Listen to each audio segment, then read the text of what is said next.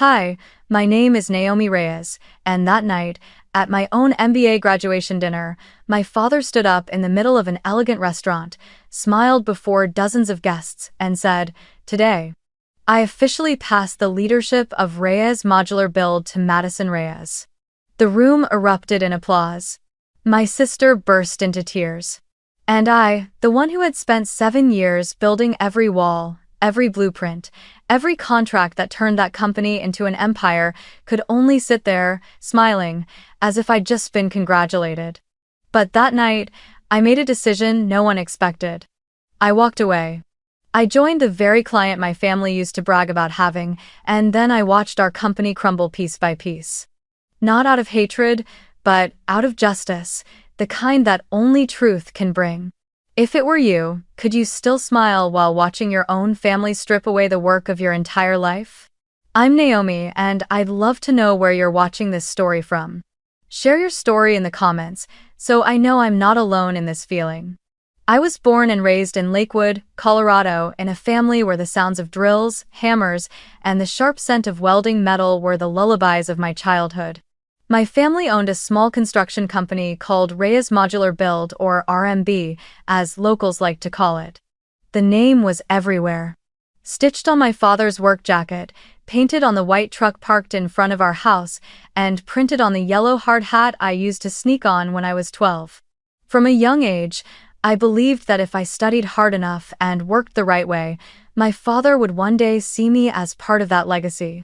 My father, Robert Reyes, was the second-generation head of the company. Broad-shouldered, deep-voiced, and commanding, the kind of man whose eyes didn't invite disagreement. To him, a leader was someone who spoke so others would act. At every meeting, he'd stand in the center of the room, finger-tracing blueprints, his voice echoing across the space, while employees and subcontractors nodded along. He was proud of his ability to talk to clients and make them believe. Lager. My mother, Elaine, was the one behind the office desk doing the books, balancing every invoice down to the cent. She cared deeply about appearances, Sunday church attendance, neatly arranged dinner tables, polished family manners. For her, everything had to look right: the food, the invitations, even how we behaved in public. I grew up between those two forces, a father who believed in words and a mother who believed in appearances. I have an older sister, Madison, 3 years my senior. She was the perfect miniature version of my mother, with that charming, camera-ready smile and a natural gift for appearing at just the right moment in every family photo. She studied communications in Austin, Texas, and my parents always called her the born leader. I was nothing like her. I liked watching things take shape under my own hands: concrete, steel, the precision of numbers. When I enrolled at the University of Colorado Boulder, I chose to major in civil engineering, specializing in energy-efficient modular structures. My friends laughed. Why would a girl choose something so dry? They teased. I only smiled. I believed in something my father once told me when I was little, after I helped him tighten a loose screw on our staircase. Doesn't matter what you do, just make it solid. I carried those words for years, even though he was the first person to forget them. The summer I turned 21, my father called me back to intern at Reyes Modular Build, the company's main construction site. He said, "You'll learn more here than any classroom can teach you." I remember that first day vividly. It was July, hot, dry, the kind of heat that made asphalt shimmer like melted glass. I stood in the middle of the site with a thick roll of blueprints in my arms, hands coated in dust, sweat sliding down the bridge of my nose. In the distance, Madison was laughing, posing for a promotional shoot for the company, wearing a spotless new hard hat and a fresh RMB logo shirt. A whole photo crew followed her. My father stood nearby, watching her with pride, nodding approvingly. That was the first time I clearly saw the line between us, the invisible wall that separated those who built something to make it stand, and those who simply stood beside it to be seen. My father assigned me to the technical crew. "Let's see what you can handle," he said. I knew what that meant, a polite way to let his daughter be on site without getting in anyone's way. I didn't argue. I just got to work measuring loads, checking foundations, calculating concrete slump ratios, recording every figure in neat rows. Every now and then, I'd see Madison again, walking around with clients, clipboard in hand, speaking confidently even though she clearly didn't understand half the schematics. My father looked at her with pride. I once overheard him tell a client, "She's got real leadership instincts, knows how to talk to people." I ebb. As for me? He'd introduce me casually. "That's my younger one, she's studying engineering." But strangely, I didn't feel hurt. I believed that if I just did things right, eventually he'd see me. That first afternoon, I stayed late at the site, helping a few of the workers finish the steel framing. One of them asked, "Hey, is the intern the boss's daughter?" I laughed. "Yeah, but don't tell him that. I want to work like everyone else." An older worker looked at me, then nodded slowly. "If you can keep that spirit," he said, "every structure you build will stand strong." I never forgot that sentence. For the next 3 months, the construction site became my whole world. I learned how to read complex blueprints, correct structural deviations, and estimate material costs. I began to realize that every steel plate, every weld, every hammer strike was its own kind of language, silent, but more precise than any words could ever be. And I loved that language. But I also started to notice the difference. When I talked to my father about load-bearing calculations or how modular design could reduce costs, he'd just nod vaguely and say, "Let the senior engineers check that." But when Madison suggested that the company brochure should be blue because it feels more feng shui, he immediately nodded. "Good idea, that's smart marketing." One late afternoon, when the crew was wrapping up for the day, I stood watching the steel skeleton of the building take shape. The wind carried the smell of hot metal and cement dust. My father walked up, put a hand on my shoulder, and said, "You did well. But remember this, people don't remember who poured the concrete, they only remember who cuts the ribbon." I pressed my lips together. He didn't know I etched that line into my heart like a mark carved in cold metal. That night, I came home and saw Madison's new post online. "Proud to represent our family business, Reyes Modular Build." Hundreds of comments flooded in praise, heart emojis, congratulations. Then I saw my father's comment beneath it. "So proud of you, sweetheart." Not me. Her. I just sat there, staring at the screen with hands still covered in dust and steel grime, thinking maybe fairness, in my family, was a structure that had never been built right. That night, I opened my laptop and saved all the modular design blueprints and notes I'd been developing into a private folder. I named it I-beam after the core steel beam that holds an entire frame together. A small name, but to me, it represented the one part of the company that was truly mine. I didn't know then that this quiet act would change the course of my life forever. From that summer on, I understood something profound. Some people are born to be seen, and some of us have to build to be heard. I never needed the spotlight, but I needed fairness. And from that moment on, my nature was set precise, silent, and no longer believing that the spotlight was a measure of worth. After graduating from college, I officially returned to my father's company this time, not as an intern, but as a full-fledged engineer. I came back with a proposal I had spent my entire senior year at CU Boulder developing. Beam modular sequencing, a system designed to optimize modular assembly, cutting construction time and costs by nearly 18%. I remember that morning, vividly, the day I presented the idea in my father's office. He sat behind his wooden desk, arms crossed, his expression caught somewhere between curiosity and restraint. When I finished my sentence, "We can build 1 floor in 3 days instead of 5, he nodded slightly and said, "That's interesting. But clients don't buy formulas, Naomi, they buy confidence. Let's see how Madison can present it." I didn't react. I just turned to look out the window, where a line of R&B trucks was parked under the sundae. I understood, once again, that he didn't see me as an innovator, only as the technical one on the team. But I was used to that by now. 3 months later, R&B won the bid for the Summit 1 complex, the largest commercial project we'd ever taken on. The client was Carrington Urban Partners, a well-known real estate development group in Denver. I reviewed the contract my father had signed.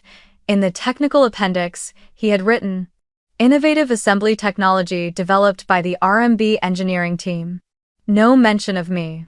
Not a single word. But that was fine, I told myself. As long as the project succeeded, people would eventually see who was behind the numbers. From that moment on, my life was swallowed whole by that site. I worked from 7 in the morning until late at night, sometimes sleeping in the small office container on site. I was in charge of all structural load calculations, safety coordination, and progress tracking. Meanwhile, Madison was assigned by my father to handle communications for the project, meaning she was the one in every photo shoot, every press release, every groundbreaking event. My father loved telling clients, "My older daughter handles the vision, the younger one handles the details." That phrase, "the younger one," always cut a little, no matter how many times I heard it. The first morning Carrington arrived at the construction site, their CEO, Glenn Whitaker, stepped out of a black car and shook my father's hand. As they toured the lot, Madison walked beside them, chatting, laughing, playing her part perfectly while I stood off to the side, checking the foundation measurements. Glenn stopped when he saw me bent over my clipboard and asked, "Are you the lead engineer?" I replied simply, "Technical lead." He nodded thoughtfully. "So you're the one who came up with that I-beam system, right?" I froze for half a second. "Yes," I said. "That's me." He smiled. "Good, we chose Reyes because of your engineering, not your marketing." I looked up, and for the first time, I saw someone truly recognize the value of what I'd built. Over the next few months, Summit 1 began to rise from the ground like a living sculpture of metal and precision. Each floor came together seamlessly, modules locking into place with millimeter accuracy. The technical crew jokingly called me the I-beam girl. I didn't mind, I was just happy everything worked exactly as calculated. But the higher the building grew, the more I felt myself being pushed to the edges. Every local paper, every industry blog featured Madison's name. Madison Reyes, the young face of Colorado's construction future. How? If my name appeared at all, it was buried in the technical appendix at the back of the reports. That's when I started realizing I needed to protect what I had created. One evening, during dinner, I asked my father, "Can we register the I-beam system for copyright? Just to make sure the company's ownership is clear." He looked up from his plate and chuckled lightly. "No need, sweetheart. Everything you make belongs to the company, and the company is family. Don't overcomplicate things." Free. I nodded quietly. But that night, I opened my laptop and registered a small personal LLC, I-beam Methods LLC. In the operating terms, I wrote, "Free license granted to Reyes Modular Build as long as Naomi Reyes remains head of operations." It was just an online form and a small filing fee, but it gave me something priceless, a sense of ownership over my own work. I didn't see it as rebellion. I saw it as protection.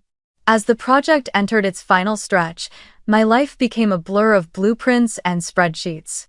Some weeks, I worked 14-hour days, sleeping only a few hours in the site cabin.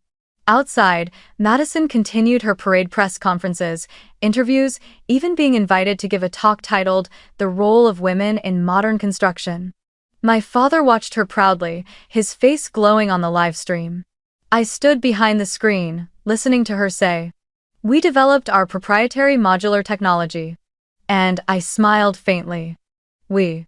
That word had never sounded so distant. One late night, Glenn stopped by the construction site. He found me crouched under the harsh glow of a halogen lamp, a measuring tape in one hand and my phone in the other. "Naomi," he said, his voice calm but deliberate. "You know, in my 20 years in this business, very few people have done what you did today. Not because you're a woman, but because you think like an architect and act like an engineer." I looked up, startled. It continued. "Keep doing things your way.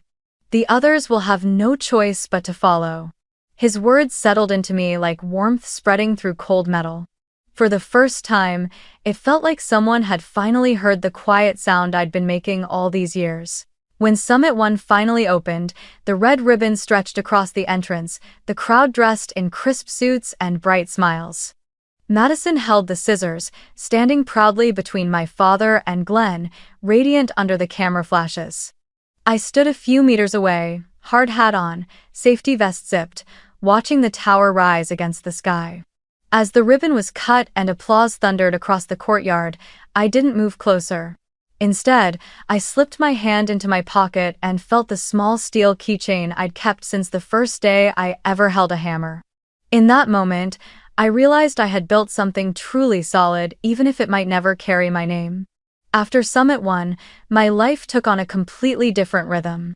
That project became the golden ticket that propelled Reyes Modular Build from a modest local firm into a name recognized across the entire Rocky Mountain region. Journalists called. Small contractors reached out for partnerships. New clients sent bidding invitations almost every week. In everyone's eyes, RMB had gone regional, #1 regional, and my father was celebrated as the man who had steered the ship there. I still remember the first feature in the Denver Business Journal. A glossy photo of my father shaking hands with Glenn Whitaker, Madison beside them, her hair catching the sunlight, smiling like the face of the future. I was in that frame, two just farther back, half-turned, checking a column as dust blurred the background around me. The caption read, "Naomi Reyes, technical head of the construction team." My name appeared only once. And, just like that, it vanished into the footnotes of our family's success story. I didn't blame anyone. Maybe because I'd never cared for camera flashes, I'd always believed that a building could speak for itself. But that quiet faith, over time, became a kind of restraint, one that slowly tightened around my own voice until I could barely hear it anymore. After Summit 1, my father officially handed Madison the title of Head of Brand Development. It sounded impressive, almost presidential. But what it really meant was that everything public-facing clients, media, partnerships, new contracts now ran through her hands. As for me, I was given my familiar assignment. All technical operations, safety, and site management, that's yours. Back then, the RMB office buzzed like a giant beehive. Madison would stride out of conference rooms in pastel blazers, latte in hand, radiating confidence. I'd emerge from the workshop with rolled-up blueprints, hands stained with paint and cement dust. Every cost estimate, safety plan, and modular assembly method, I handled all of it. There were nights when every light on the street outside had gone dark, except one, the glow from my monitor. I'd still be there, checking every number, every dimension, terrified of even a 1% miscalculation. Eventually, I started sleeping in the office. Eating canned food. Skipping Christmas. Forgetting my own birthday. When friends texted to invite me out, I'd always reply with the same line. "The project's not done yet." I intrigued. When Summit 1 won Commercial Project of the Year, Madison went on stage to accept the award. Under the bright lights, she spoke about RMB's innovative vision and the leadership of the Reyes family. I stood at the very back of the hall, among the engineers and construction workers, confetti drifting around us like snow. When the applause peaked, my father grabbed Madison's hand and raised it high. It should have been a proud moment, it really should have, but all I felt was an emptiness I couldn't name. I didn't crave fame. I just wanted acknowledgement. Just once, to hear my father say, "Without you, Summit 1 wouldn't have been possible." But he didn't. He simply placed a hand on my shoulder and smiled. "You did great. Now help Madison with the next project, all right?" I began to realize that this company wasn't built only from steel and concrete. It was also built from something invisible: favoritism. Madison was always the visionary, while I was the one who made sure things didn't fall apart. In my father's eyes, a building standing firm was expected, but landing a new contract was what counted as an achievement. He often said, "Clients like the way Madison talks, she makes them feel confident." I'd smile, but inside, I'd think, they have no idea who actually keeps them safe. One late night, when the office was quiet except for the hum of the photocopier, I printed the technical proposal for our next project, North Creek Towers. I knocked on my father's door and handed him the document. He glanced at his watch and frowned. "You're still here?" "I wanted to present an upgrade for the I-beam process," I said. "If we apply it to the entire Block B structure, we can cut steel costs by around 12%. He listened halfway, then waved his hand dismissively. Good. Just leave it there. We'll discuss it tomorrow in the meeting. Let Madison prepare the slides." He hesitated. "Anyone can make slides," I said quietly. "But these calculations. Maybe you could look them over for a minute?" He looked up, irritation flashing across his face. "Naomi, you need to learn to trust other people. Stop trying to control everything." I stepped back and forced a smile. "Yes, sir." "Oh." But as I walked out, I felt like I had just dropped a small piece of myself somewhere behind that door. The following months, I became a gear spinning endlessly in the machine. I was managing 4 projects at once: Aspen Care Clinic, North Creek Towers, and 2 residential developments in Fort Collins. I kept telling myself this was the company's golden age, and if I just held on a little longer, my father would finally see me. Whenever something went wrong, a delay, a supplier issue, a safety concern, my phone rang. Didn't matter if it was midnight or a Sunday, everyone assumed I'd fix it. I became that person, the one people counted on but rarely credited. Every time a project finished on schedule, Madison would post on social media. "Our team did it again." Every time I read that word, a heavy fog pressed against my chest. When the company's profits began to rise, I finally gathered the courage to speak up. "Dad, I think I should have some shares or at least a bonus tied to the company's growth. If I were just a regular employee, I'd already have one. But I've been here since the beginning. I just want to feel like I truly belong." He looked up from his desk, his voice calm but sharp. "Naomi, family doesn't measure things that way. Everything I have will belong to my children one day." I went silent. He said, "My children, not you." I swallowed what I wanted to say and just nodded. That night, I stayed late in the office, alone. Through the glass wall, I could see the construction site still glowing under the sodium lights. A few workers were cleaning up, their sweat glistening like molten metal. I remembered something my father once said. "People don't remember who poured the concrete, they only remember who cuts the ribbon." Maybe he was right. But then a thought crossed my mind. If one day no one pours the concrete, what would they have left to cut? I turned off the lights and headed out. In my jacket pocket, my old steel keychain brushed against my phone, making a faint metallic sound like a quiet reminder from the universe not to forget why I started. Outside, I paused by the empty parking lot and looked up at the Summit 1 tower, glowing against the night sky. A strange mix of pride and loneliness welled up inside me. I still believed one day my father would understand. But I didn't know then that this very faith would cost me years spent living in someone else's shadow. I turned 25 that spring, just as the company signed a massive new contract with Aspen Care, a fast-growing private hospital chain expanding across the region. It was an 8-figure deal, our second largest after Summit 1, and the entire office buzzed like we'd just won the lottery. Madison was everywhere, calling reporters, arranging interviews, hosting a grand kickoff meeting in the building's main lobby. I sat quietly in the back, laptop open, reviewing the design file the client had just sent over. When I reached the bottom of the document, my pulse stopped for a beat. In the corner, it read, "Completion date, 9 months." A project of this scale needed at least 14 months unless you wanted to gamble with structural quality. I leaned toward Madison. "Who set this timeline?" She smiled. "Don't worry. They want to open before Thanksgiving, so I locked that in. We can make it work." I gripped the stack of papers tighter. "Did you check with the engineering team? Did anyone even calculate the steel load or the modular sequence yet?" She laughed softly, waving her hand.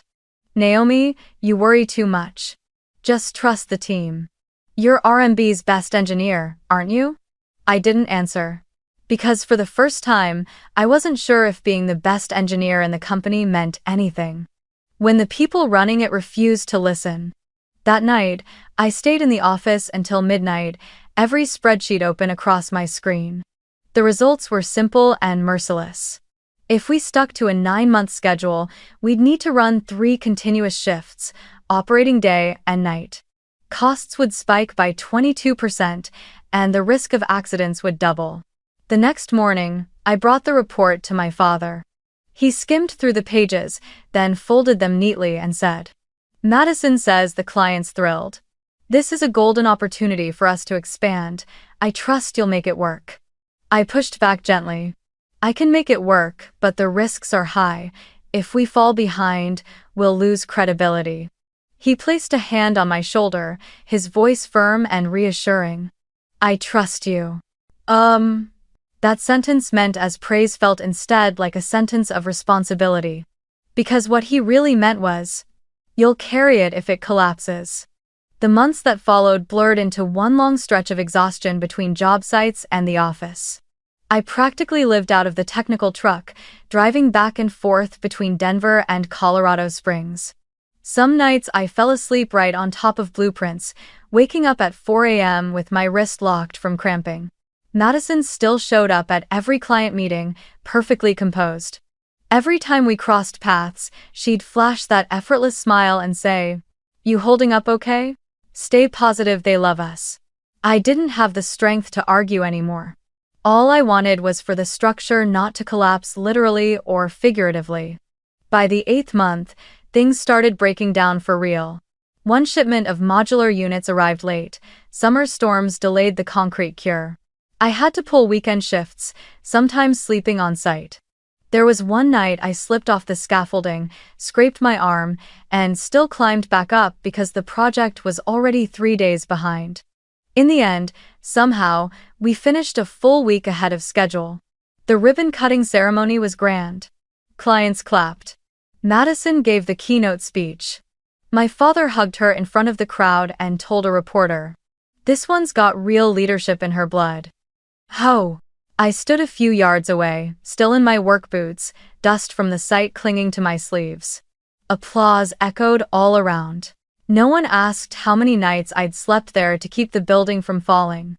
That night at dinner, my mother said casually over the clinking of plates, "Sweetheart, don't compete with your sister so much. Madison's the future CEO. You're great at operations, that's more than enough. Every family needs someone to hold the foundation. If everyone tried to lead, it'd be chaos." I set my spoon down and looked at her. "Mom, have you ever thought about what happens if the one holding the foundation decides to leave?" She smiled, soft and certain. "Don't be silly. Family is forever. No one leaves." I didn't reply. Because in that moment, I finally understood. To them, I wasn't a daughter. I was a support beam. And support beams aren't supposed to move. From that point on, I went to work like a machine.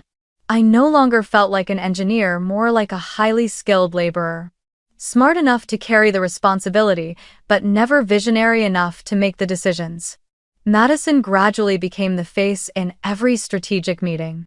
I was only called in afterward, once the talking was done and the problems needed solving. Once, during a client meeting, someone asked directly, "Naomi, who approved this design?" I answered honestly, "I drew it." Madison approved it. The room chuckled politely. I lowered my eyes and said nothing. Sleepless nights became my routine. I worked out of fear that something might collapse, that the company's reputation would crumble because I failed to hold it together. But then another thought began to form, quietly at first. What would happen if I stopped? If I didn't show up tomorrow, who would fill the gap? That question lingered. It grew heavier each day every time I saw my father praising Madison in front of the team, or my mother proudly showing off a magazine cover with her photo. I realized something painful. Maybe none of them actually knew what I did. They just knew that I made everything work. One evening, I sat in my car outside the house, blueprints still in my lap. Through the window, I could see the warm light of the living room, my father and Madison talking, their laughter spilling through the glass. I suddenly felt like an outsider. Not a daughter, just an employee who'd been allowed to share dinner with the boss's family. I thought back to the old construction worker who once told me, "If you keep that spirit, every structure you build will stand strong." Back then, I believed him. But now I understood no structure can stay standing if the person holding it up no longer wants to. After years of non-stop work and night classes, I finally earned my part-time MBA. I didn't study business because I wanted to change careers. I studied it because I wanted to understand how companies really worked. The kind of knowledge my father always claimed belonged only to people who knew how to talk to others. I thought, maybe one day, he'd finally see that I could lead a company, not just build one. That evening, my parents hosted what they called a graduation celebration dinner at an upscale restaurant in Cherry Creek. When I walked in, the room glowed with warm golden light. White roses lined the tables, and behind them hung a huge banner embossed with the logo. RMB, Reyes Modular Build. It felt less like a family gathering and more like a corporate event. Madison stood near the center of the room, wearing a deep red dress that made her look as if she'd just stepped off the cover of a magazine. She was laughing with a group of longtime clients, the kind who always called my father Bob. He stood nearby, wine glass in hand, beaming with the kind of joy he reserved for nights when he had big news to share. I arrived late, straight from the Aspen Care site, still unfinished. I hadn't even taken a seat when my father tapped his glass. The chatter died instantly. "Tonight," he began, voice full of pride, "we're not just celebrating my youngest daughter's MBA. We're also here for another special reason, something I've been keeping quiet for a while." A quiet unease crept up my spine. I glanced around. Madison smiled, her hands folded neatly in front of her, like someone who already knew what came next.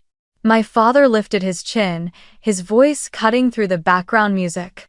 "As of today, I'm officially passing the CEO position of Reyes Modular Build to Madison Reyes." Applause filled the room. Glasses clinked. The sound of celebration swelled like a tide. Madison burst into tears, throwing her arms around him. My mother rose from her seat, placed a hand on Madison's shoulder, and said proudly, "She's always had vision. And Naomi, you're the company's technical heart. But every business needs a face." I sat still, my fingers clenched so tightly my knuckles turned white.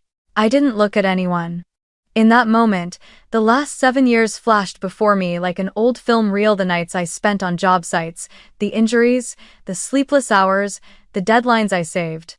And it all ended with one soft sentence. "The company needs a face." I didn't cry. I didn't speak. I simply took a slow breath, reached into my bag, and pulled out my small steel keychain, the same piece of metal I'd kept since my first project. I placed it gently on the table beside my half-finished glass of wine. No one noticed. Only the light caught it, a brief flash across the metal before fading away. For me, that wasn't an act of anger. It was a quiet declaration, a way of telling myself, enough.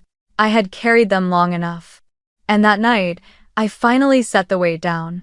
Then Madison took the microphone, her voice trembling just enough to sound sincere. "Naomi, you've always been my inspiration. You're the reason this company is as strong as it is today. And you know what? I'll always need you by my side as my partner." The room broke into applause again. I smiled politely, but inside, only one thought echoed. "You don't need me beside you. You need me behind you." All my life, I had stood behind them, supporting, stabilizing, fixing, while they handed the titles and recognition to someone else, as if fairness were a gift they could give or withhold on a whim. When the dinner ended and people began to drift away, I stayed seated, watching ribbons and confetti scatter across the floor. Then my phone buzzed. It was a message from Glenn Whitaker, CEO of Carrington Urban Partners, our biggest client. "Congrats, Naomi. Proud of you." I stared at those words for a long time. Maybe Glenn had assumed I was the one being promoted that night, that I would finally be recognized as the new leader of Reyes Modular Build. He couldn't have known that at that very same dinner, I'd been quietly written out of the story I'd spent my youth building. Still, I smiled. Because at least one person out there understood that the word "you" in that message truly meant me, not Madison. Driving home, snow began to fall, soft, steady flakes dusting the slopes around Sloan's Lake. I pulled over, watching the snow melt slowly against the windshield, the world hushed and still. I thought about my father, a man who believed being right was the same as being good. About my mother, who feared losing face more than losing her child. And about Madison, who now had everything I no longer felt the need to fight for. In my mind, my father's old words returned. People only remember who cuts the ribbon. Maybe that would always be true. But maybe one day, when the structure tilts even slightly, they'll finally notice who kept it standing. I don't know what my future will look like. All I know is that when I left that steel keychain on the table that night, I stopped belonging to Reyes' modular build. When I got home, I took off my coat and sat on the cold floor. My phone still glowed with Glenn's message. I typed back a short reply. "Thank you, Glenn. I really needed that." Then I turned the phone off and lowered my head onto my knees. Not because I was broken, but because, for the first time in years, I felt light. For the first time, I had stopped trying to be seen, and started learning how to see myself. After that so-called graduation celebration dinner, something in me quietly shifted. There was no outburst, no argument, no dramatic resignation. Just calm. The next morning, when I arrived at the Reyes modular build office, I turned on my computer at exactly 8 o'clock and turned it off at 5. From that day on, I worked like an ordinary employee. Nothing more, nothing less. No overtime. No late-night emergency calls. No quiet heroics to fix mistakes I no longer had the authority to correct. If a plan came in with the wrong specs, I highlighted the section and sent a properly worded email. If the schedule slipped, I logged the cause in the project report. Everything I did was precise, documented, and traceable, like someone quietly organizing their own exit. At first, no one noticed. Madison was too busy adjusting to her new title. My father was busy entertaining clients. And I still showed up, still signed documents, still reviewed technical files. It all looked stable until the cracks began to appear. A residential project in Boulder ran late because the materials were delivered out of spec. A site supervision team sent an incorrect sequencing report, halting an entire assembly line. Normally, I would have jumped in, immediately found the cause, recalculated the loads, rebuilt the schedule. But this time, I didn't. I just sent a short email to the site manager. Error caused by incorrect input data. Please review and adjust accordingly. And IXD Madison. That was it. 3 days later, she called me mid-morning. "Naomi, why aren't you in Boulder? They need technical oversight." I replied evenly. "You're the CEO. You can assign whoever you see fit. I'm responsible for supervision, not crisis response." She paused for a moment. "I thought you wanted everything to be perfect." "No," I said, "I just want everything to follow protocol." There was an awkward laugh on the other end. You always so rigid." I hung up, opened my Excel sheet, and went back to work. For the first time in my life, I felt peace, the kind that comes from not overperforming. 2 weeks later, the chain of small mistakes began stacking up. Wrong material orders. A junior engineer forgot to update a design revision. Blueprints sent out under the wrong version. Each error was small, but together, they piled up like misaligned bricks, and soon, the whole structure started to tilt. I didn't feel smug. Just relieved. Because finally, everyone could see what I had been saying all along. This system didn't run on its own. It ran on the backs of people who worked past midnight, whose names never made it into the reports. During that time, I spent my evenings quietly rewriting the entire I-beam sequencing process step by step, condition by condition, every single technical checkpoint documented with care. I saved it all in a private folder and titled it, "For the Next Person." I wasn't sure when I would leave, but I knew that day would come.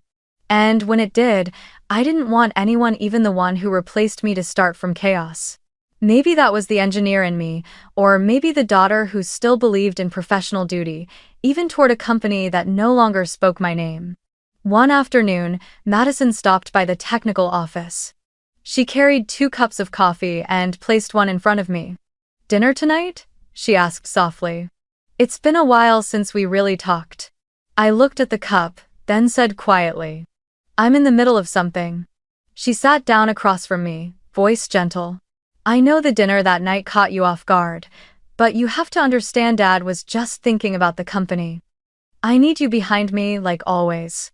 We've always been the perfect team, haven't we?" I raised my head and met her eyes. "If you need me behind you, then you should also learn to stand in front of the mistakes." The words came out softly, almost like an exhale, but they filled the room with a heavy stillness. Madison's lips pressed together. I saw a flicker of hurt in her eyes before she masked it with a fragile smile. "You've changed," she said quietly. I shrugged. "Maybe I've just found my real position again." After that, the office air felt different, colder somehow. People who once called me at midnight began to hesitate. They didn't know what to ask anymore, because every time a problem arose, I answered with the same calm sentence. "Noted. Please follow proper procedure." Oh? Even my father started to notice. One morning, he walked into my office. "Why aren't you as passionate as before?" "I'm still doing my job," I replied. He frowned. "Doing your job isn't enough. This family survives by depending on each other." I looked him straight in the eye. "Family or company, Dad?" He opened his mouth to respond, but then only sighed, shook his head, and walked away. The fracture spread quickly like a crack running through unset concrete. Whispers began circulating. "Naomi's drifting away from the company." Madison tried to keep up appearances, posting cheerful updates online. "Reyes modular build expanding our vision once again." But, inside, the truth was unraveling. Project timelines slipped. Technical errors multiplied. Costs rose week after week. I didn't celebrate any of it. I just recorded everything neatly, quietly, methodically. Because I knew the truth engineers never say out loud. For a structure to collapse, you don't need a storm. You just need the person holding it up to finally stop. That winter, I filed for 10 days of vacation, my first in 6 years. I left Denver and drove up to the mountains of Estes Park, along the winding road that led to Bear Lake. I brought my laptop with me, but I never opened it. I just sat by the water, watching the rocks catch the last gold of the afternoon, listening to the quiet rhythm of the waves brushing against the shore. I thought about my father, about Madison, about my mother, who still believed everything that happened in our family was out of love. I knew they would never change. But I would. Because I could no longer keep building a house whose foundation was injustice. When I returned to Denver, I walked into the office with a calm I hadn't felt in years. I wasn't angry anymore. I just knew one thing: I was ready for the day I'd leave. And this time, no one else would tell my story for me. That morning, the sky over Denver was gray and heavy, wind sweeping across the glass towers and leaving trails of condensation behind. I walked into the 14th floor conference room of Carrington Urban Partners, the biggest client Reyes Modular Build had ever worked with, the company I had personally helped grow through years of sweat and sacrifice. The meeting was for the expansion of Aspen Care Phase 2. Representing Reyes Modular Build were my father, Madison, and me. At the head of the table sat Glenn Whitaker, Carrington's CEO, calm as ever, his eyes sharp beneath the soft light. But his first words carried a chill that cut through the room.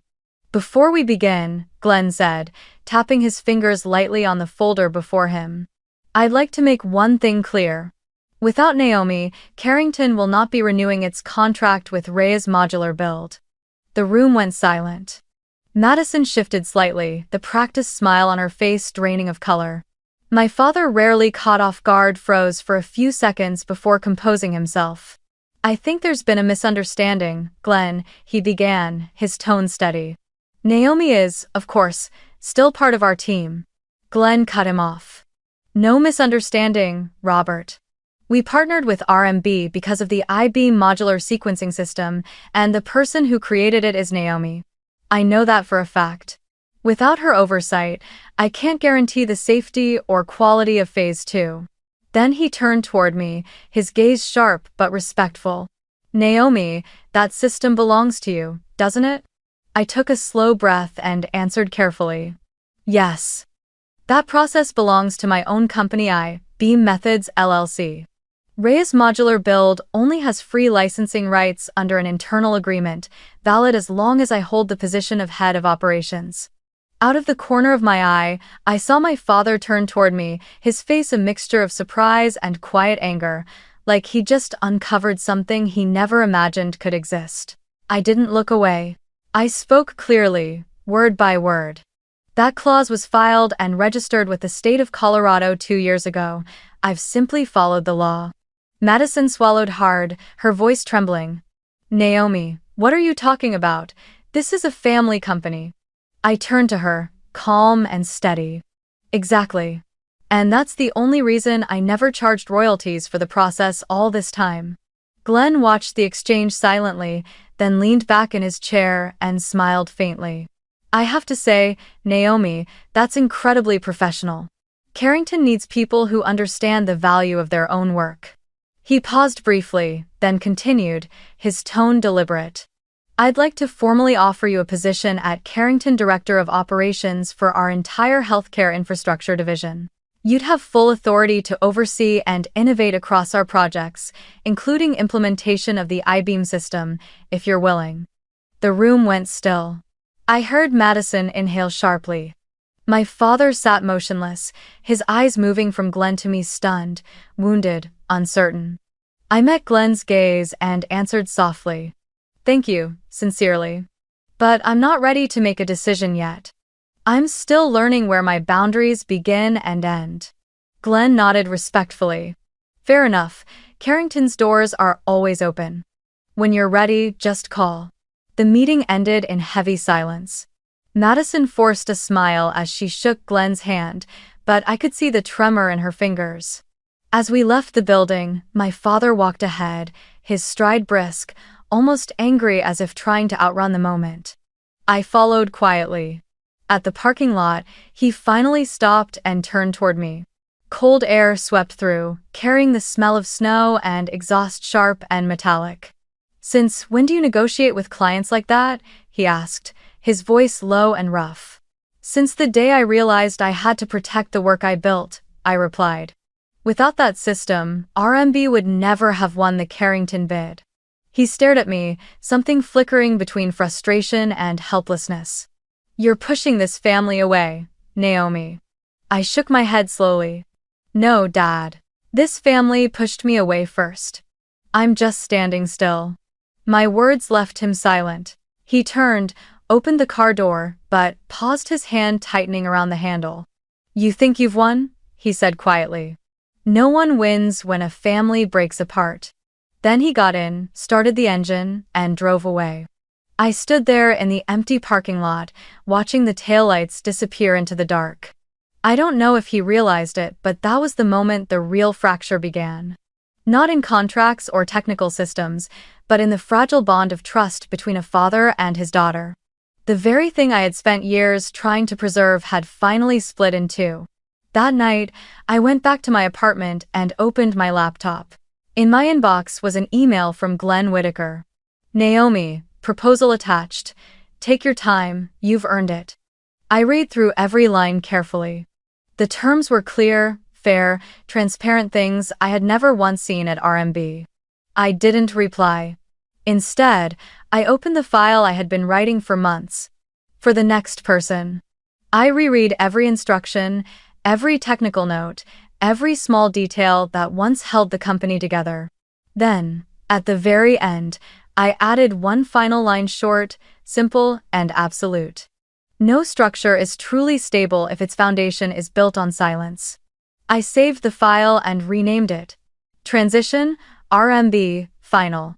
I knew that the next morning, when I walked into the office, my father would never look at me the same way again. But that was all right. Because at that exact moment, he would also begin to understand, no matter how tall a building stands, it cannot last when the person holding it up has decided to let go.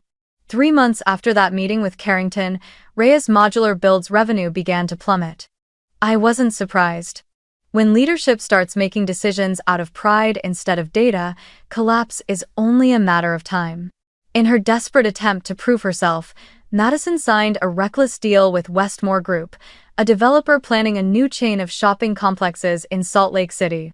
The contract demanded completion in 8 months, something I knew was impossible, especially for a team already stretched thin. But Madison needed a win to salvage her crumbling image. And my father, blinded by loyalty and denial, convinced himself that hard work always finds a way. I continued to work as usual, on time, precise, responsible. But each passing day, the air inside the company grew heavier, like concrete setting too fast. By the second month, the financial report told the truth. Operating costs up 18%, revenue down 22%. The best engineers started quitting. And our longtime clients, even Carrington, began reaching out to me directly through my personal email, bypassing RMB entirely. Madison was furious. She accused me of undermining the company's reputation. I simply replied, "I'm not stopping them from contacting the person they trust." Then, in the third month, disaster struck. Westmore Group publicly accused Reyes Modular Build of project delays, substandard materials, and significant financial losses. The headlines hit like a storm. Madison tried to control the narrative, holding a press conference, forcing smiles through flashing cameras, but the questions from the media came like relentless waves. They asked about structural inconsistencies, safety protocol violations, and sequencing failures, every single issue I had warned about. On the local news broadcast that night, I watched Madison sitting beside my father, both framed under a giant banner that read, "Integrity in every structure." I turned off the TV. The word integrity had never looked more ironic. 2 days later, my mother called. Her voice was so soft, I almost didn't recognize it. "Naomi, could you come home for dinner tonight? Your father. He wants to talk." I agreed. Not out of curiosity, but because somewhere deep down, I still wanted to hear what they had left to say. Dinner was at our old house in Lakewood, the same house that had barely changed since I was in college. The family photos still lined the staircase. The porcelain vase my mother bought years ago sat on the same corner shelf. And the old wooden dining table where I used to do my homework gleamed under the yellow light. The smell of food filled the air, rich and familiar, but the atmosphere was thick and heavy, like the walls themselves could sense something was about to end. My father sat at the head of the table. His face was tired, the gray in his hair more pronounced. Madison sat silently, her hands clasped tightly in her lap. He spoke first, his voice hoarse and slow. "Naomi, I know there have been misunderstandings between us. The company is going through a difficult time, and I want to do what's right for both of you." He paused, glanced at my mother, then continued. "I've decided to propose that you and Madison become co-CEOs with a 60-40 split. Madison will oversee external relations and business. You'll manage operations and engineering. This way, things stay balanced. The family comes together again, and the company can stand strong." I looked around the table. The reflection of the chandelier shimmered in the wine glasses, making the air feel fragile, like one wrong word could shatter it all. My mother gave a small, hopeful smile. "Sweetheart, sometimes it takes one person to speak and another to build. You two complete each other. Your father and I just want to see you lead together." One. Madison's voice broke slightly as she added, "I know I've made mistakes. But right now, the company really needs you. Please, Naomi." I stayed silent for a long while. Maybe, in another time, I would have softened.